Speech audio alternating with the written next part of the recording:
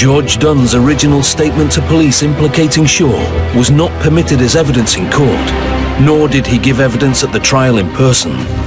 But should he have even been tried in the first place? The barristers are meeting with consultant forensic psychiatrist, Dr. Shyam Das.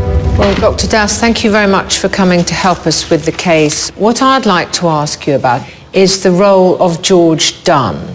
Now, George Dunn was a man in his early 20s, but he was assessed as having a mental age of 8. Now, how would that translate in terms of learning difficulties? I also read in the documentation that he had an IQ of 57. Right. So to me, that would indicate that he has a learning disability, a very low level of overall functioning and independence. Could someone with a low IQ be more inclined not to tell the truth merely because they have a low IQ? I don't think that having a low IQ in itself would make somebody want to not tell the truth, but they would not be able to judge a social situation or judge the consequences of telling the truth. Somebody with such a low IQ could be quite easily misled or could be pressurized into saying something. And I think somebody like yourself or myself might know that the evidence is so overwhelming that they have to tell the truth, whereas somebody with a low IQ might not recognize that to the same degree.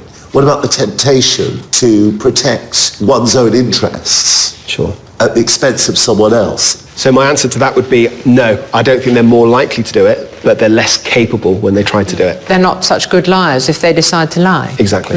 As an 8-year-old would be. As an 8-year-old wouldn't be. In one of the reports that was drafted in 1952, it stated George Dunn knew what he was charged with, that he understood the meaning of the term not guilty, but because he was lacking of intelligence, his grasp of the whole situation was very imperfect, and that he didn't have the concentration and the acuity of mind which would enable him to follow and understand clearly the process. In modern terms, that means he wasn't fit to plead, doesn't it? I absolutely agree, and I have read in some of the documentations that some of the doctors that assessed him found him fit to plead. Yeah.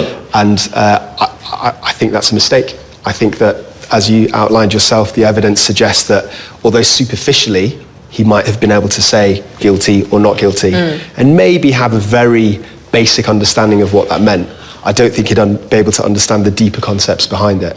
And as you say, I don't think he'd understand the court process, so I think he's unfit to plead. Thank you very much. It's been very interesting talking to you. Pleasure. Very much indeed. You're very welcome.